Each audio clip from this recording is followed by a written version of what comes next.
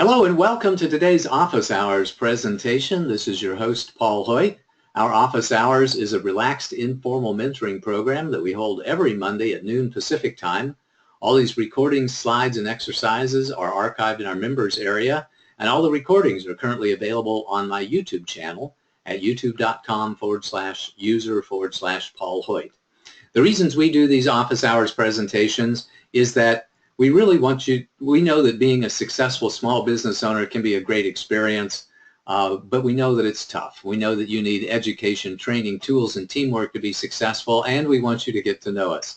Because when you get to know us, you'll know that first and most importantly, we really do care about you. We want you to be successful in every area of your life, whatever that means to you. We want you to find the greatness, the happiness, the divinity within yourself, and then remember it, embrace it, and live it every single day as we try to do. Our passion is to increase the survival rate, accelerate the growth rate, and reduce the struggle rate of businesses in America, and our vision is to help millions of CEOs and entrepreneurs accelerate their business growth and enjoy greater harmony and balance in their lives. If you find these Office Hours presentations beneficial, please pass the word. Everyone knows a bunch of CEOs and entrepreneurs, people who have a small business or want to start a business, and we're happy to share with them and help them however we can. Our Office Hours agenda is usually an in-depth discussion of a business success principle. Then we offer closing remarks, some special offers, and invitations for next week's sessions. Then we go into open Q&A and coaching, and the best comment or question wins a prize. That could be a one-hour training session. The guy who won it last week, I actually met face-to-face in Wichita, Kansas, and bought him a cup of coffee, and we had a conversation about his business. So you never know, what the prize is going to be. We invite you to join us in between office hours in the Awakened CEO communities on both LinkedIn and Facebook, where we publish a business success principle of the day on most days of the week, and we do an energy of the day posting every day on Facebook. Every day I get up and try to say something a little bit insightful or inspirational, folks. Today's Energy of the Day message was on endorsements, so check those out on Facebook when you can. Today was the 1,047th day in a row that I posted the Energy of the Day message. I intend to go for many thousands more. Today's topic is just open Q&A and group coaching. And remember that the best question or topic of discussion wins something. So be thinking about the questions that you would like to ask and the things that you would like for us to chat about, and type them into the question log, or rather the chat log of the GoToWebinar control panel, and we'll pick them up and we'll talk to you personally and or answer the questions if you're not able to be on the line with your own microphone. We always relate the subject matter of the day to one or more of the key performance areas of success, and today it's open game. You're welcome to ask a question about leadership, marketing, sales, financial management, operations, product development, customer service, anything and everything about business.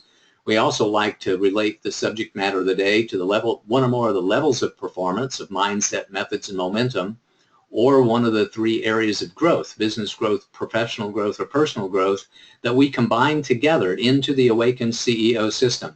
And of course, everything is open today as well. So you can ask mindset questions in each one of these growth areas, or methods questions, or momentum questions in each one of these areas.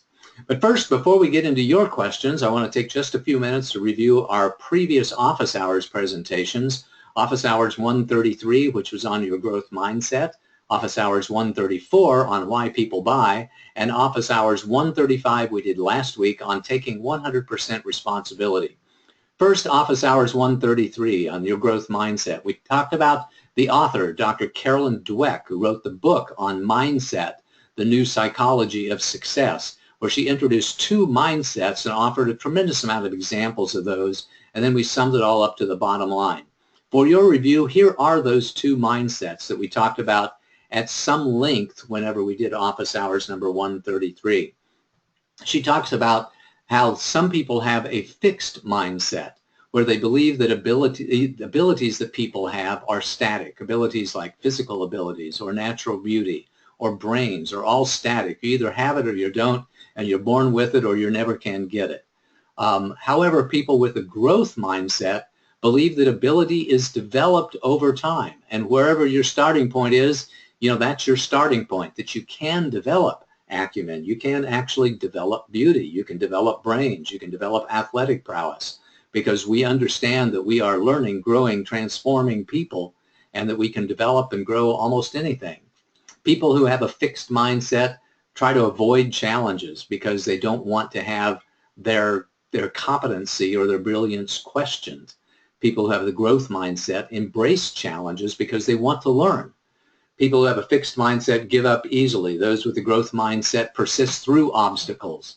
People who have a fixed mindset see effort as being fruitless, but those who have a growth mindset see it as being necessary.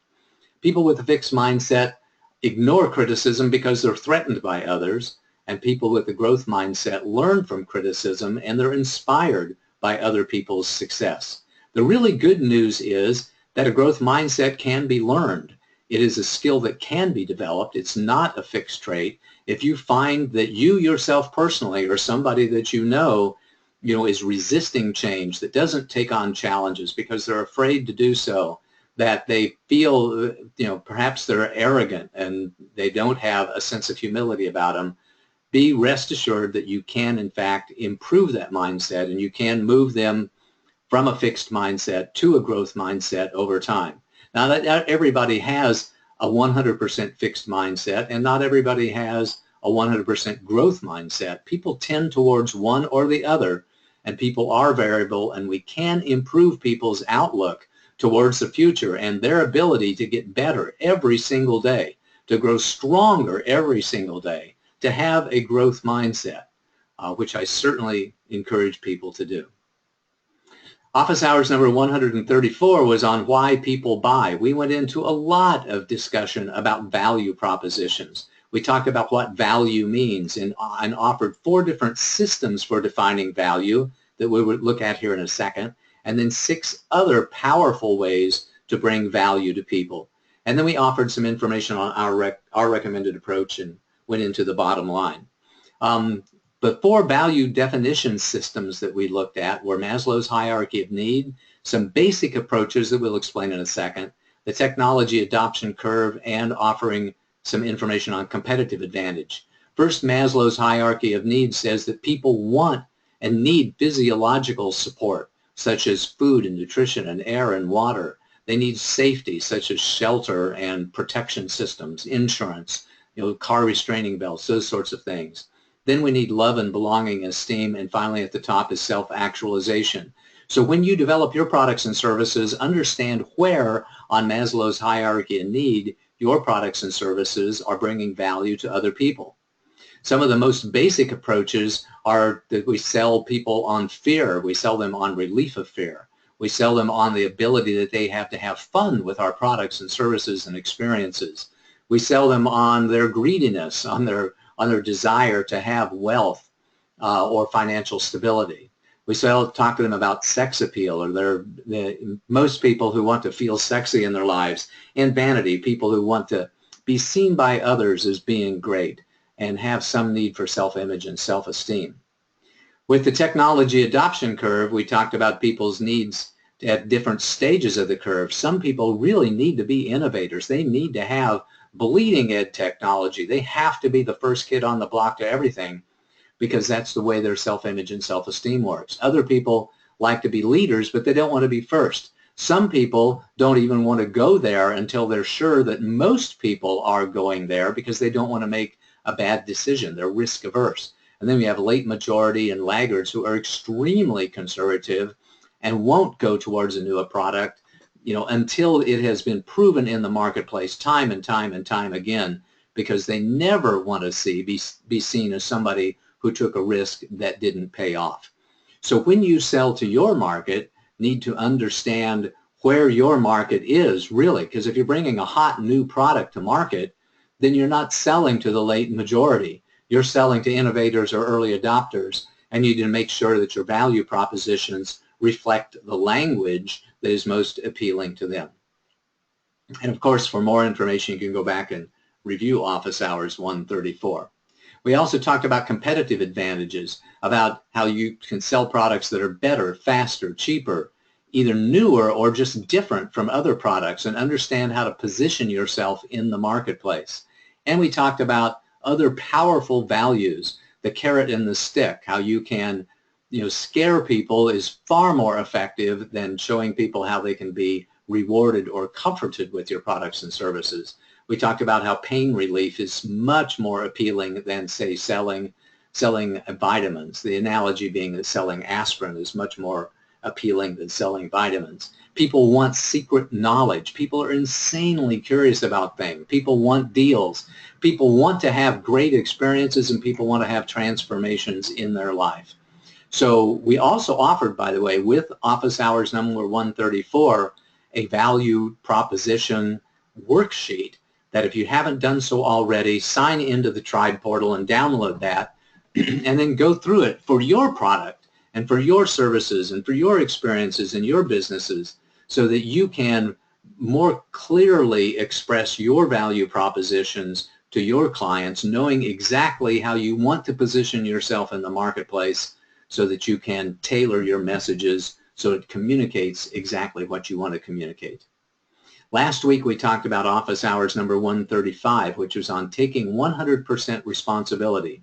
We talked about 3 levels of responsibility, the value of taking responsibility, challenges in taking responsibility, a little bit of word about control and delegation, some processes that you can use today that make taking responsibility much easier in your business, and then we summed it all up to the bottom line. So with the 3 levels of top responsibility, we talked about level 1 being the lowest, level 2 being in between, and level 3 being the highest, with special thanks to Annette Bow with MillionaireSeries.com, who taught me this way of looking at the way that people do or do not take responsibility. Those who are at the lowest level take no responsibility for anything. They blame everything, blame everybody else. They shame everyone else. Nothing is ever their fault. They probably feel very powerless. They probably have a lot of victim and prisoner energy about them, feeling weak and powerless, feeling trapped in their certain situation, and as a result, they blame everything on everybody else, all the bad stuff that's going on in their lives. And they're often, sadly, just focused on survival. They complain a lot more than they work, and these people are very, very tough to be around because the energy, whether it be positive energy or negative energy, is contagious. It's really difficult to maintain a very positive mindset when the people you are around are just blaming other people all the time. Level 3 people, on the other hand, are really a pleasure to be around because they take complete responsibility for everything that's going on in their lives. They might hold others accountable, but it's not in a blameful or shameful way. They feel very powerful, and they have a great growth mindset. They feel like they can learn. They feel like they can grow. They know that they've got a lot of power today, and they know that they're going to be stronger tomorrow than they are today. They typically make great decisions, and then they actually do the work, which means they roll up their sleeves. When they take responsibility, you can find them burning the candle at both ends. You can find them getting up in the morning and doing those 7 a.m. phone calls. You can find them working late at night and sending those late night emails as well, because they feel very powerful. And when you feel very powerful, it's a lot easier to take responsibility than it is when you feel weak. Level 2 people are in the middle. They take some responsibility. They still feel powerless in many ways. Oftentimes they know what to do, but they don't always do it because they're not sure of the outcome and they're not willing to really try. They are heavily influenced by the people they are around. When they're around a level 3 person with positive energy, has a growth mindset, who really takes responsibility, they will do the same. When they're around level 1 people with their toxic blaming and shaming and the world's out to get me mentality, they can adopt that as well. So if you are a level 3 person, a person with great positive energy, find those level 2 people in your life and encourage them to step up and take responsibility. Encourage them to feel the power that comes with positive energy and experience that more and more in their life. Most people, however, are quite variable. They move up and down. It's rare that you find somebody that's always positive or somebody that's always negative. Most people have a little bit of level 2 in them, even though they might be dominantly level 1 or dominantly level 3. And when you find that you are operating at a level 1 or 2, always learn from that experience. Ask yourself, what was it that really triggered you? And figure out what you can do to get yourself back on track. Those 1,000 things that you can do to shift your energy up from somebody who feels powerless or feels trapped into that warrior energy, hopefully into that joyful, creative warrior energy, where you know that you can get things done and you feel very empowered and you can't wait to get out there and show people how competent and capable you are. And then do whatever it takes to rise. Listen to that music, do that exercise, have that piece of candy, do whatever you can to get your energy back up. Because the value of operating at level 3 is incredible.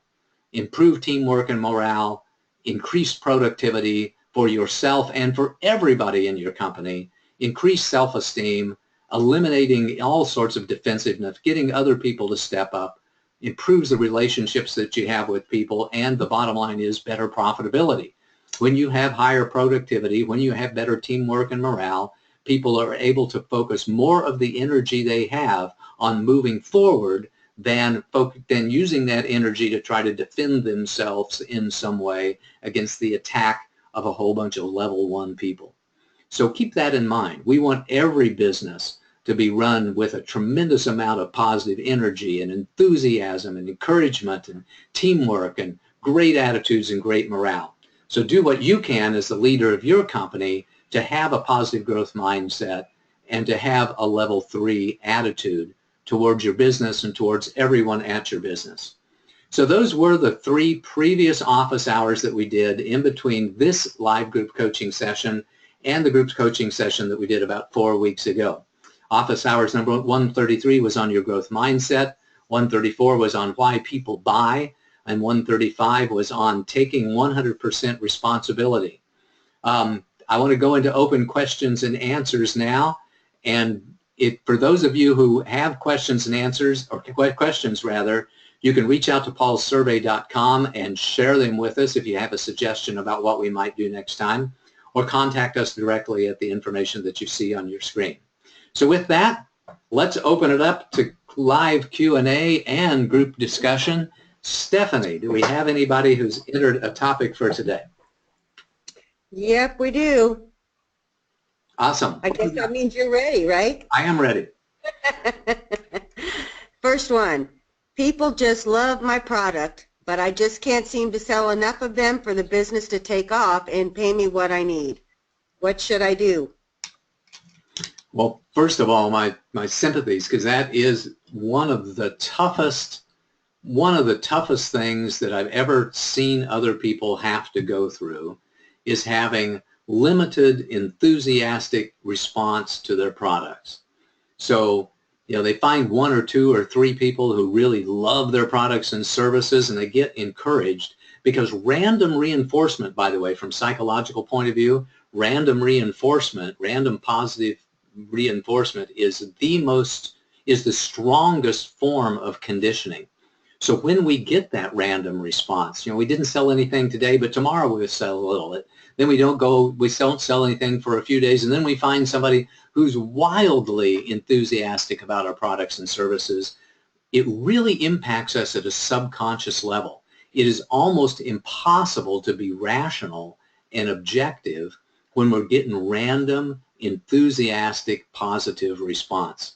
At some point in time, though, you do have to ask yourself the question, is this positive messages that I'm getting from other people, is it enough to make a business out of this? And sometimes the answer is yes, it is, that we can invest more in marketing, that we can invest more in sales, that we can modify the product just a little bit, that we can put a little more time and energy into it, and it will take off. We really are just 3 feet from gold, and a little more determined effort will help the product take off in a way that does meet our financial needs. And sometimes it doesn't work that way at all. I remember early in my career, I worked with a gentleman who had just spent $50,000 getting 10,000 widgets made in China. And when he put them on the shelves at the local Best Buy store and the local Computer City at that point in time.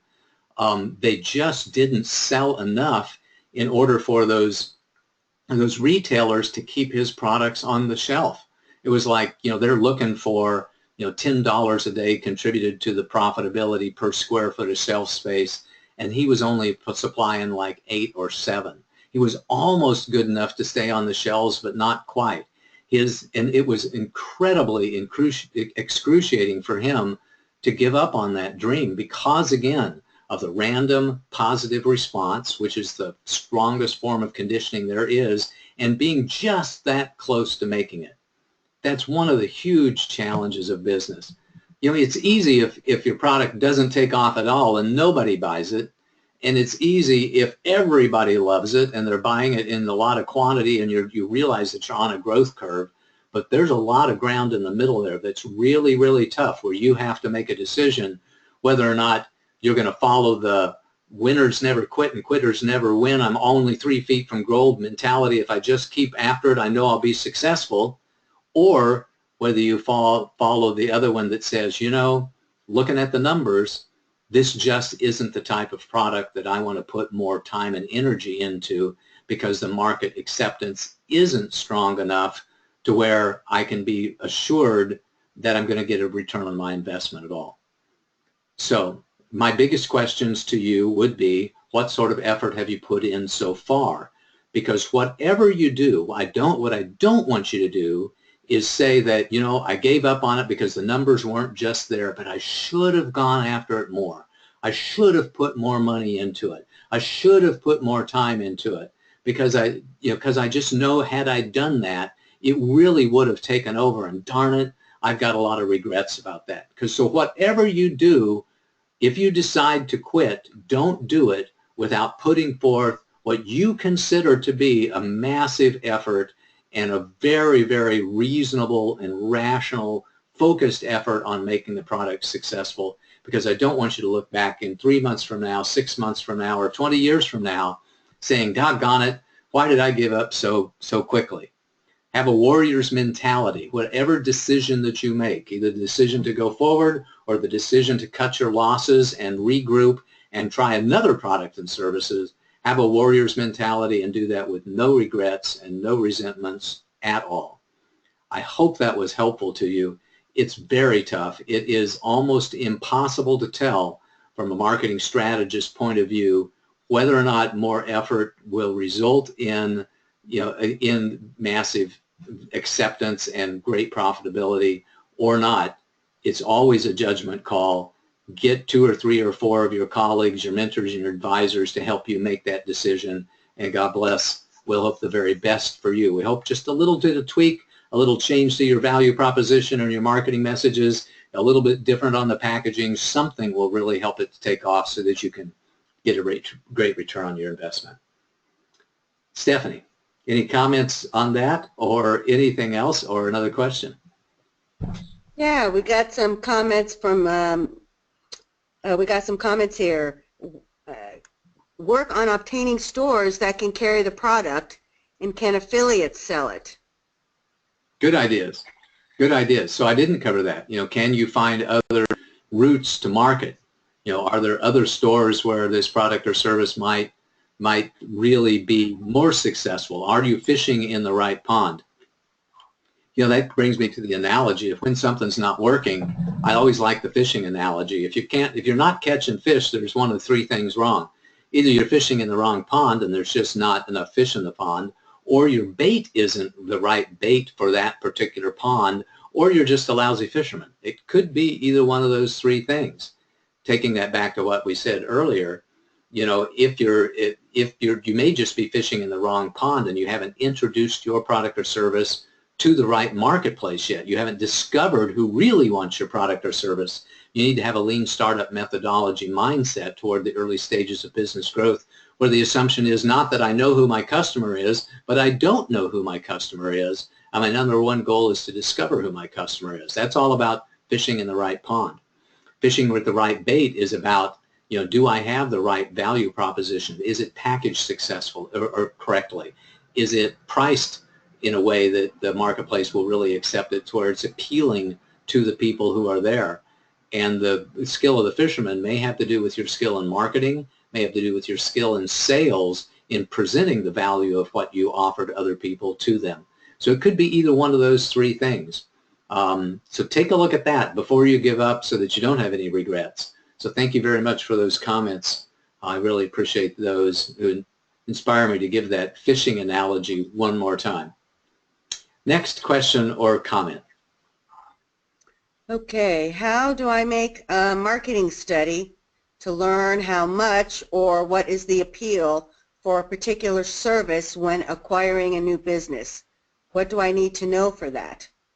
When acquiring a new business, that's a really a good one, and I see who typed that in there. Thank you very much. I appreciate that.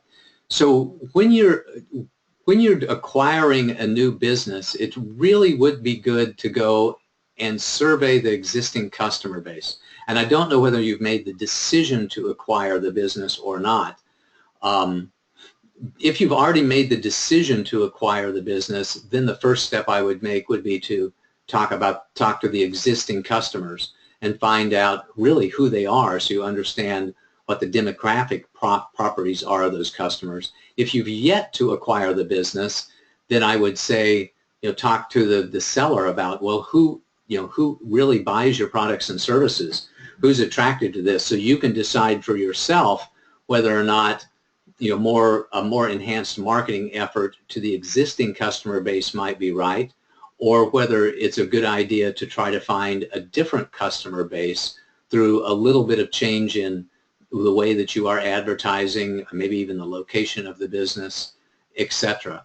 But once you have the business, then it's all about doing surveys with your existing customers, doing concept tests in other markets, trying it over here, trying it over there, getting a marketing strategy that is focused on the concept of the lean startup methodology again, which is discovering who your customer really is.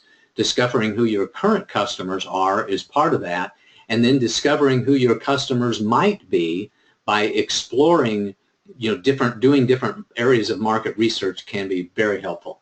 And market research can be done in a lot of different ways. You can do your own surveys. You can hire other firms who specialize in doing market research. You can you can have focus groups. You can have people with clipboards at the local shopping mall. You can do all kinds of things in order to reach out to your current customer base and a potential customer base, so you can find out who really wants to buy the products and services of that business. But generally speaking, if you're not an expert in market research yourself, I would reach out and talk to, again, at least 3 other companies who can assist you with that market research.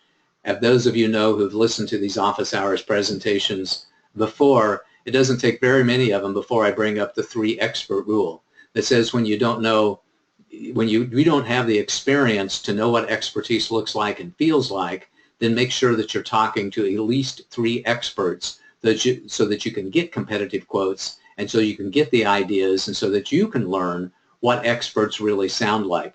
Because usually speaking, almost, I guess 90% of the time when you talk to 3 experts, you're going to find a couple of them that agree with each other and one of them that doesn't, that they'll be wildly off base from the other ones, which tells you, really has told me over the years, that it's really a bad idea just to rely on one expert, because experts don't always agree, and you need to find those experts who do agree with each other so that you can make sure that you're making some really good decisions. So that's probably the #1 piece of advice, is get people on your team who are experienced in doing market research and can assist you at that. And we certainly would be happy to have a conversation with you about that too. Hopefully that helps. Next question or comment. Okie dokie. Whoops, where'd they go? I am behind on my taxes, and I'm pretty sure I don't owe any money. At what point should I put forth some effort to get caught up?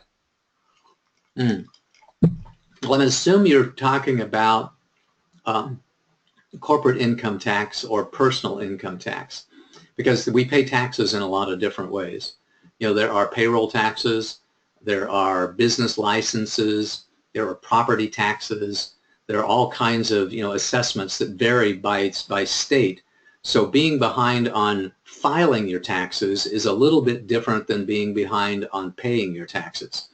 So what you want to make sure, I mean, absolutely top of the list, don't mess this one up, is payroll taxes, because the state will come get you, and they will come get your personal assets, you know, to take care of payroll taxes. And by the way, the personal assets of members of your board of directors and perhaps even the officers of your company. So don't mess around with payroll taxes at all. Business licenses, personal property tax, other sort of assessments, fines and penalties, you know, don't get behind on those, because the state will come and find you for those. But if it's, whether it's a matter of not, I haven't filed my income tax for a while because I don't think that I owe any money, that can be a good idea, or it can reach out to bite you or not. If it's personal income tax and you don't owe any money, by definition, you don't suffer any fines or penalties, as far as I know. And of course, if there's any CPAs listening to me, can correct me on this. I'm about 99% sure of this. For personal income tax, if you don't owe any taxes, you don't have any fines and penalties associated with filing late returns either. The same is not true with corporations. With corporations, you have to file business taxes. If you have a C Corp or an S Corp, or even an LLC or a partnership, you have to file those taxes by March 15th of every year, or you are subject to fines and penalties, even if the company itself was carrying a loss. So if the company, a C Corp, did not have any taxable income, you might not owe any income tax to the federal government or the state government, but you could have a fine or a penalty associated with the late filing of a corporate tax return. And that's true whether it's a C Corp or an S Corp, and I also think that it's true if with a partnership or not. So if you're like, you know, years behind, you could be owing $200 or $300 or $400 a month for not having filed your taxes because of the late penalties. So be sure to talk to a CPA as quickly as possible if what you're really talking about is a C corporation or an S corporation or a partnership. Not necessarily true, by the way, I think with a single member LLC, single member LLCs or sole proprietorships, you know, there's not a separate taxable entity that has to file a return. If you're a multi-member LLC or a partnership, you do have to file an informational return, and that could also be subject to fines and penalties. So that's the bottom line. If you don't think you owe any personal income tax, I don't think there's any harm, any foul, no problem. But if it's a business situation, you could be racking up, you know, $200 or $300 every single month in fines and penalties by failing to file corporate tax returns in a timely manner. A pretty good idea to you know, at the end of this call, I don't want you jumping off now, but at the end of the call, pick up the phone and call a CPA. Hopefully that was helpful, and hopefully you're not in that mess. Awesome. Next question or comment. Sure. There's a comment that says you have to file personal taxes every year even if you did not have income. You do, but there's no, if you file them late, there's no fines or penalties associated with that if you didn't have any taxable income, as far as I know.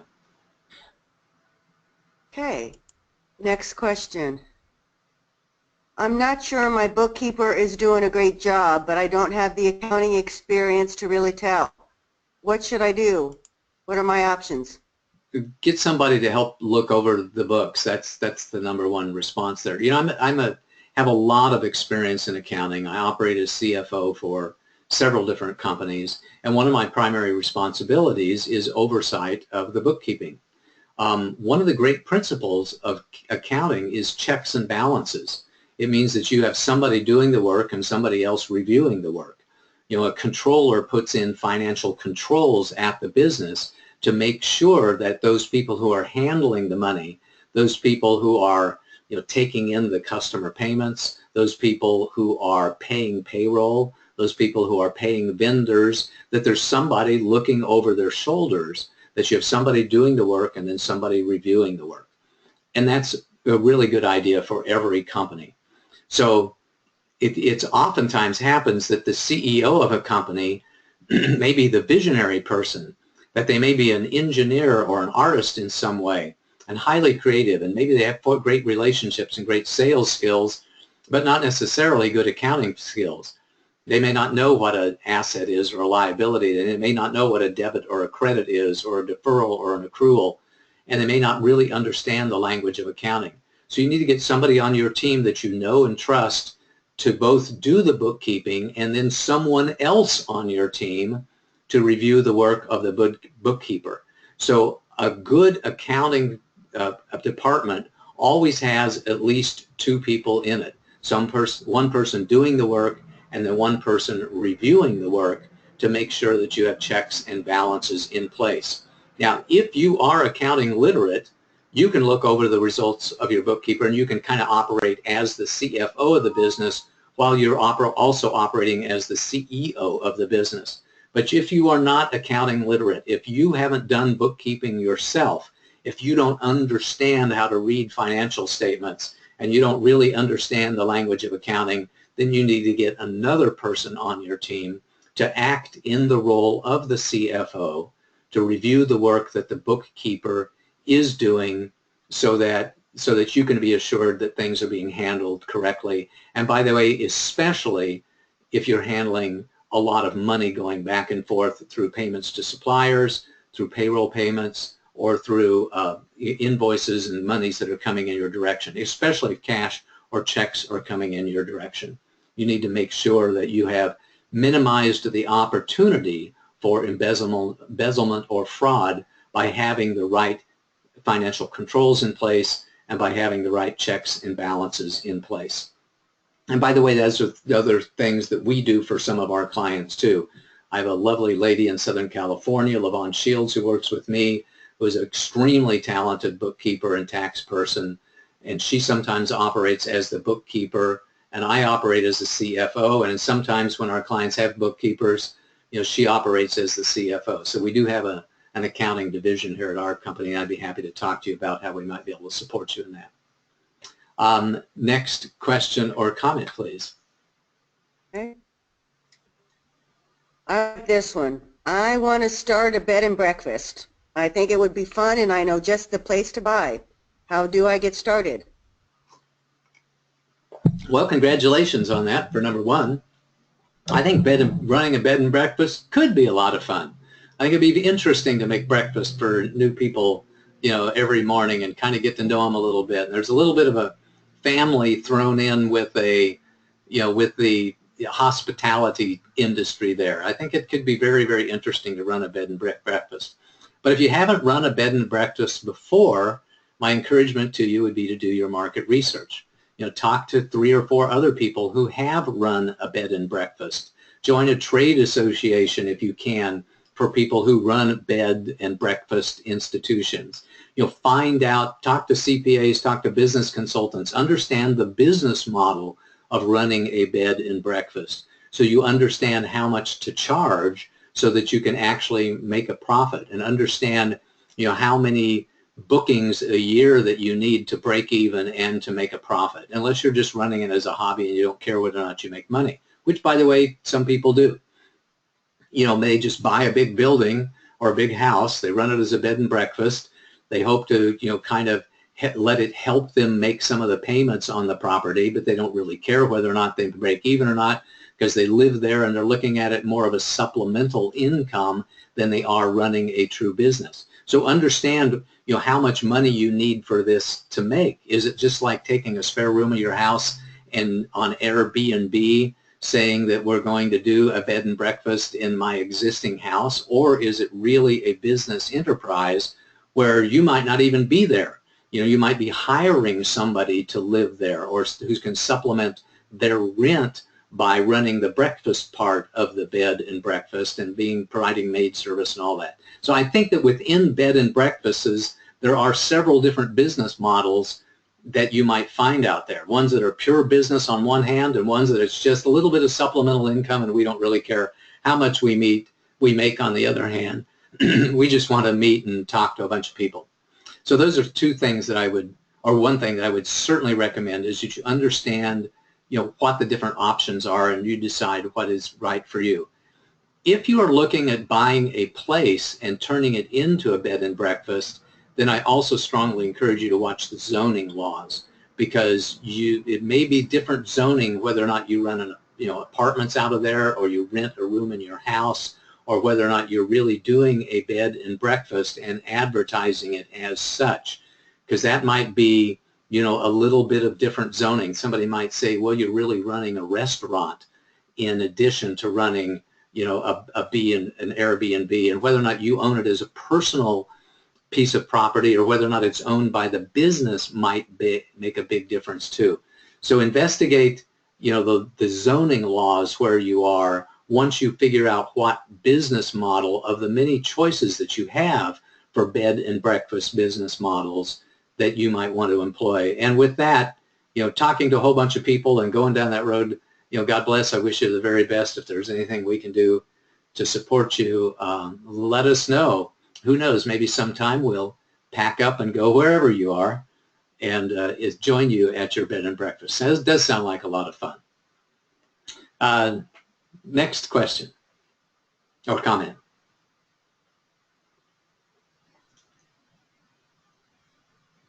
You there, Steffi? If you are, I can't hear you. Yeah, I'm sorry. I double-clicked instead of single-clicked. I have been in business for the last 29 years and wrote a business book to help entrepreneurs and business owners to succeed. I would like to send you a copy.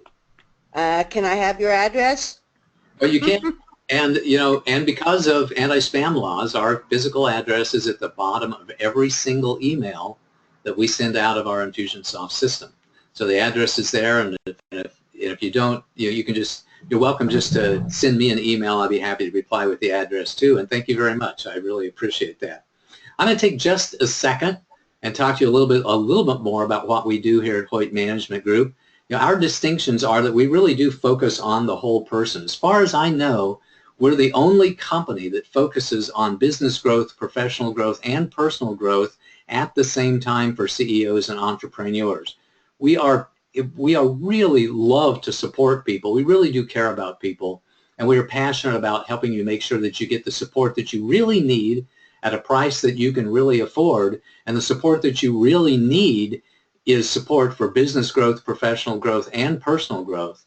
Services and experiences that we provide that help you have a real positive mindset towards business growth and towards professional growth, learning what you need to learn so you can do the things that you know that you need to do, and personal growth, which is about overcoming the crap that happens when you're growing a business, about learning to have a joyful, cheerful attitude even in the face of challenges business. And we're passionate about helping you have right methods in place for each one of those, and momentum. This is the Awakened CEO system, these 9 different areas that we focus on for each and every one of our customers. So that really sets us apart as being a company that focuses on business growth, professional growth, and personal growth. We're both business consultants and trainers and educators and professional coaches. So we really look at the whole person. We are a coaching, planning, and execution firm with a heavy emphasis on execution, because we know that success in business is a little bit about having a great plan. It's a little bit about knowing where you are in the status. It's a little bit about having a great vision, but it's mostly about execution, about doing the job day after day after day. That's why we really love to have weekly calls with our clients who are helping them stay focused, helping them celebrate their accomplishments and their progress while staying focused on the goals that they have, and giving them the advice and counsel that we can along the way, and doing what we can along the way to help them achieve what it is that they want to achieve. Our next office hours is on October 10th. We haven't picked a topic yet. Let us know what topics that you would like for us to address by going to paulsurvey.com and filling it out. And in the meantime, you reach out and contact us however you like. So with that, let's open it back up for some more comments and questions and topics of discussion. Stephanie, what's next?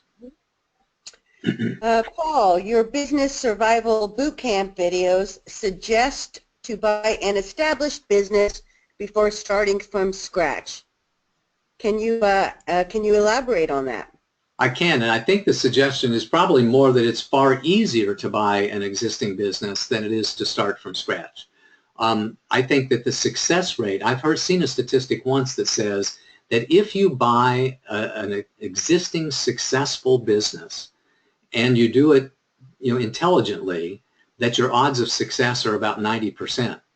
That if you have a good transfer of value, from the old management to your management, if there's a good plan in place to communicate with your customer base about the succession of management, if there's good training and education, if the previous owner stays on for a year or so to make sure that the transition goes well, and a lot of their compensation depends upon that transition going well, that the odds of being successful are about 90%. It's really, really very good. By the way, about the same as buying a franchise, because it's a proven business model with a proven customer base. Everything's proven about it. Really, all you have to do is show up and execute and learn what you need to learn to run that particular business, which isn't trivial, by the way, which is why there's, a 10% or a little higher than that maybe failure rate. But there's a 90% success rate. That's far better than what we see about the 20 or 30% success rate or even 10% success rate when you're starting a business from scratch, even if it is a proven business, because you have so much to learn. So that's why we recommend to people who have not run a business before that one of the options that they might want to consider is acquiring an existing business and learning the chops about growing a business, and so that they don't have to face all of the challenges that come with starting one from scratch, which are tremendous. So that's something that you might consider doing. You might also consider running a franchise, buying a franchise and running that franchise so that you learn how to hire people, how to manage people, what marketing's all about, what showing up every day is all about, etc. So that's what we mean by recommending that you at least consider acquiring a business other than starting one from yourself. A lot of business owners, there's three biggest reasons, actually four big reasons that people start businesses.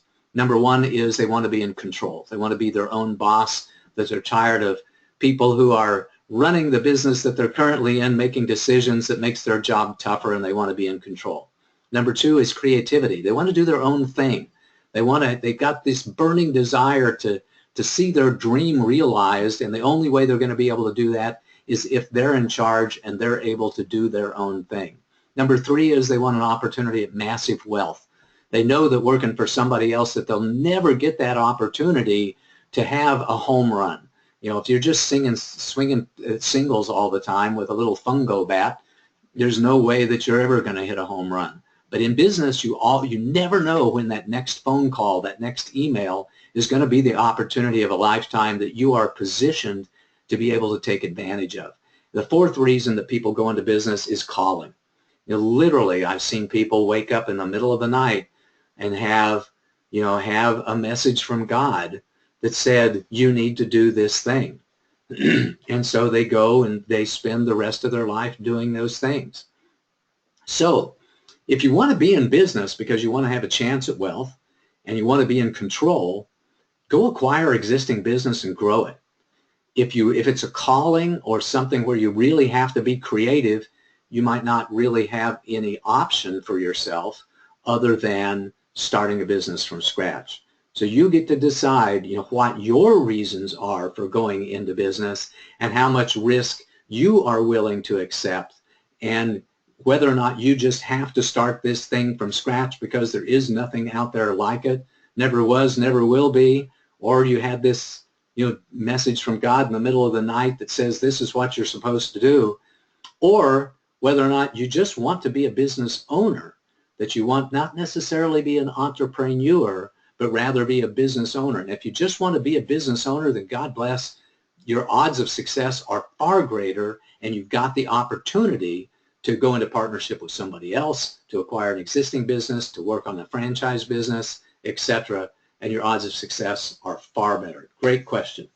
Thank you so much for that question. Next, question or comment, Steph? Okay. I'm sorry, next question. I have a potential investor who is looking for things like TTM and CAPEX and ROCU and EBITDA, etc. I don't even know what those terms mean. What should I do? Well, I don't know what those terms mean. No, I'm kidding. I can tell by the way that you said or didn't say EBITDA. Well, those are all accounting terms, you know, and you need to get somebody on your team. The bottom line is you need to get somebody on your team who does understand what those terms are, so they can help you prepare for for your potential investor. And congratulations on getting an investor that asks those questions. Those are good questions. By the way, TTM stands for trailing 12 months. It means a 12-month rolling income statement. CAPEX, I think you said CAPEX stands for capital expenditures, which means that they want to have a typically they want to have a list of capital expenditures that you've made over the last 5 or 10 years in business, and a list of the capital expenditures that you intend to make when you get the investments that you are seeking. What was another one? Well, one was EBITDA, which stands for earnings before interest, taxes, depreciations, and amortization. It's a particular, very detailed way of specifying operating income, because it takes out things like interest, taxes, depreciation, amortization, those sorts of things, which take away from your true net income of the business, but they don't impact the operating income of the business. They're looking for operating income, which, by the way, the valuation of a business is oftentimes a multiple of operating income, not income after taxes or after depreciation or after amortization. What was the other one, Stephanie, that they said? What was it? There was something. It's a PTM, and CAPEX, and then ROCU, ROCU? ROCU, or ROCU, stands for return on capital utilized, which means that how much money did you have to put into the business versus how much return you're actually getting.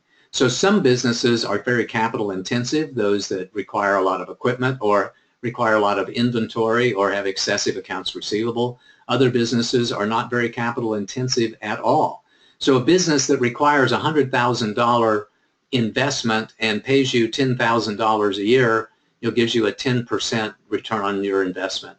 A business that only required a $10,000 investment but pays you $10,000 a year net profit gives you a 100% return on your capital utilized, and that's a big number for many, many investors. So the bottom line is, when somebody asks you a question that you don't understand, get somebody on your team who can help you analyze that question and help you provide the answers, but really help you talk through that as well, so you understand why people want to understand what ROCU is, and why people want a trailing 12 months, and why people want to know what your capital expenditure have been and what your plan is, etc., so that you can have an intelligent, accounting-oriented conversation with that potential investor. And again, as always, we'd be happy to have that, have a conversation with you about that as well. Next comment or question, Stephanie. All right, last question. Okay. I hired a business consultant who just didn't deliver. What can I do to get my money back? What a bummer. Well, it is a bummer, and we do get people coming to us, it's certainly not all the time. 1 out of 10 people, 1 out of something like that, maybe 1 out of 5 people come to us as we weren't, for whatever reason, their first choice. We were their second choice, that they heard about us, after they had made a decision to go with somebody else and it didn't turn out so well. The big question is, do you have an agreement with them? And if you have an agreement with them, an agreement will typically outline any sort of legal remedies that you might have for getting their money back, taking them to small claims court, going to arbitration, that sort of thing.